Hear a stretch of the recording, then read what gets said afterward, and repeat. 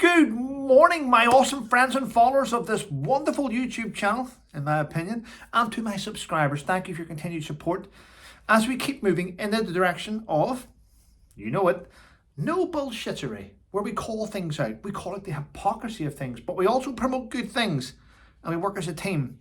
We're a great community. And if you're watching this video right now and you've not yet subscribed, why not? It's free. Yes. And it's Wednesday. So what happens on a Wednesday? It's handover takeover day in the Colt household. My son leaves home from his mother's and heads to school and comes back to his father's, where I have to prepare a meal today. I did send him a message saying, what do you want for dinner? He said, Dad, I don't care. Anything. Your cooking's amazing. You should have your own cooking show on Netflix. And I went, Sebastian, no. It's filled with chefs on Netflix. Anyway, there we go. And thank you. Imagine waking up this morning. I've been up for about an hour actually, just sorting out things and checking things. Woke up this morning to find out that I now have 160,000 of you in this community. And thank you. Thanks to all the new ones. Thanks to all the loyal old ones. I appreciate it. What a wonderful day. It's only the start of 2025 as well, and we're already heading in that direction towards the stratosphere, which is amazing. Right, I did receive a few emails through it tonight. One was from a lady who, I'll try and go into it in a way without the offend. Right, so, and did I mention this? The lady asked me to mention it. So it seems that Archie and Lilibet, the children, they've done nothing wrong, just two kids. But Archie's godfather, someone related to Harry and Meghan and the kids was killed in a attack, and they find it strange that Meghan ran to the beach and did that little skit on the beach when she should have been really, I suppose she should have been a little bit sad about someone connected to her that had just been killed. So it looks a little bit callous. I'm not going to go into too much detail, but that's what I was told in an email. If it's true, then that's not really nice. But if it's not true, then stop sending me shitty emails. But if it is true, thank you. Yeah, it's quite strange, isn't it? I mean, I've started off 2025. I'm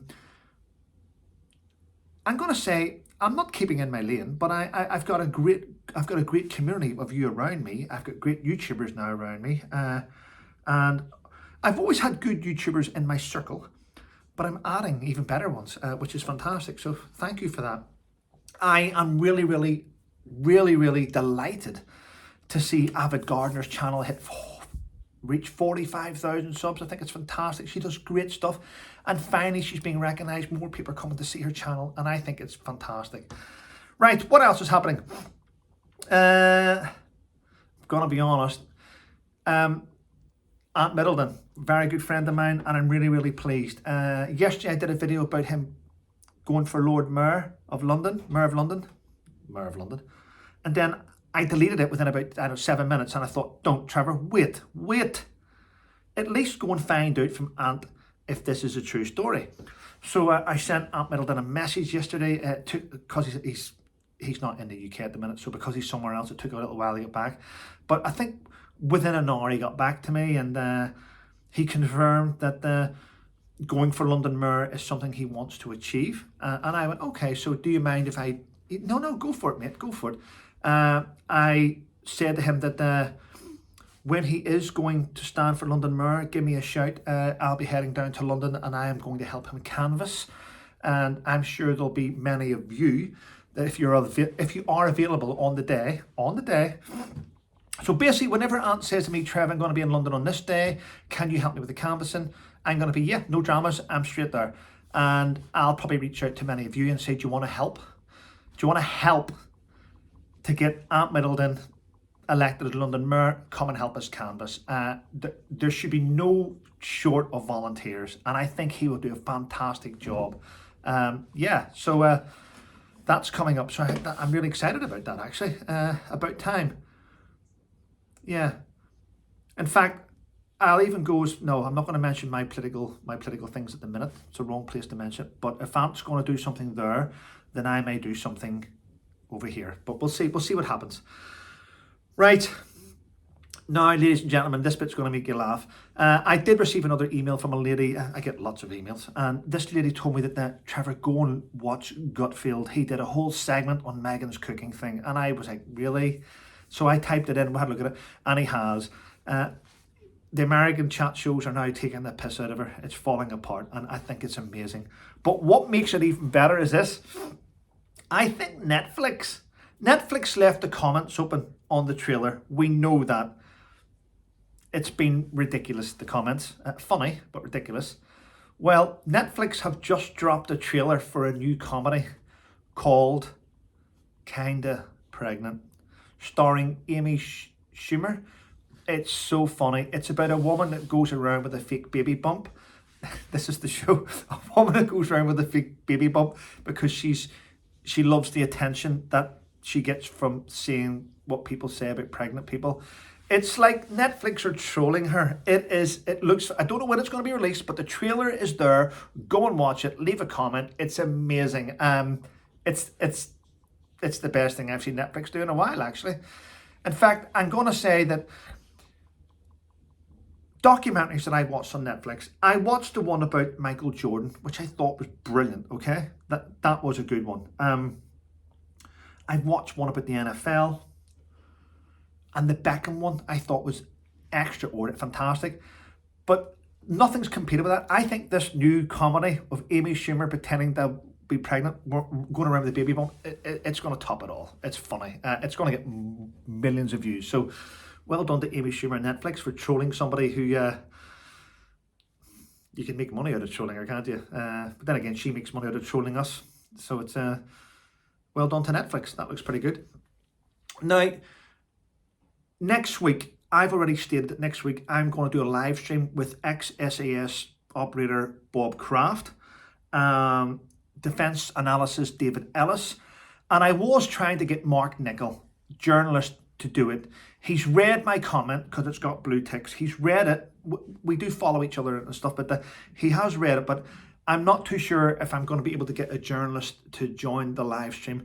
I'm still hopeful that a good journalist will join us. I want to find out and get to the bottom of this. There's another story in the Telegraph today about SAS troops who told their bosses that they shot somebody, allegedly somebody shot an unarmed Afghan, and the bosses went mad and sort of chastised them for even questioning orders. I think that's wrong. What you'll find is you'll have officers and you'll have people that have failed special forces selection all over the world. They fail it. It's hard to do. So you'll have many people that failed it, which will hold a gripe against those that passed it. And for some reason, if you get an officer who gets attached to a special forces unit, he may get to wear some sort of insignia while he's in the operations room, but he's still going to hold a gripe against those that passed. And those are the ones that sort of drop all these stories to try and get the SAS in trouble because they're failed operators, and it's quite sad. Now listen, I'm not in the military anymore. I don't care. So I can say this. If I'm out on an operation and I'm told what my targets are and what these people have done and what they are going to do, if I come across those individuals on the battlefield, I personally would eliminate them, and I'll come back and go, yeah, well, you told me that they had killed so many innocent people. You told me that their plans were to kill more innocent people, yet you wanted me to capture them and bring them in. Now, I have worked in Afghanistan. I have seen the front side of the battlefield where you're out being shot at, but I also went to work in the exploitation force, and I seen the end result of what all these soldiers' hard work is. So whenever you go out and you do operations and special forces and green troops capture these evil people and bring them in for processing, I know for a fact, because I've seen it, that they end up getting released back onto the battlefield to go and kill more soldiers. So as far as I'm concerned, if I was in charge of special forces operations, there would be a shoot to kill policy, and I would make sure that everyone was eliminated. I do not understand why we capture evil people to bring them back to cost us millions. That is how I would work. And unfortunately, I'm not in charge, and that is why we capture them, we bring them in, we feed them, we clothe them, we educate them, and then we send them back out to do the same stuff again. I think the wrong people are in charge, and if the UK had some of the laws that the US had, for instance, electric chair, lethal injection, there would be less crime in the world if we had that in our own country. But that's how I feel. I don't care what you think. There we go. That's my opinion on evilness. Evilness needs met with a controlled evilness. And in my opinion, a controlled aggression is the United Kingdom Special Forces. There's a reason why they're there.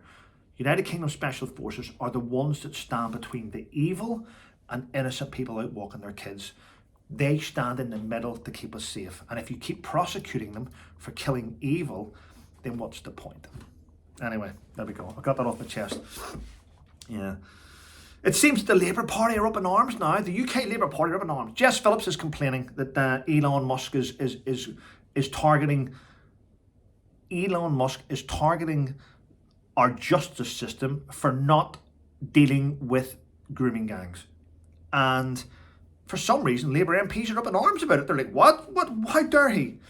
I mean, the Prime Minister has shut down the idea of an inquiry into this type of crime. And why do you think he shut down that? Because it all leads to him. When he was in charge of the CPS, he turned a blind eye to innocent young girls and young boys being assaulted sexually. And he did it because, in my opinion, and without prejudice, a lot of the top donors for the Labour Party are from that demographic.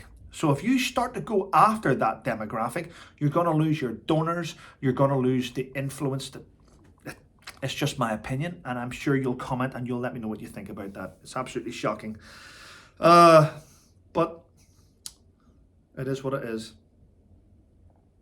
Yesterday I mentioned a video, I talked about the royal warrant, what a royal warrant does.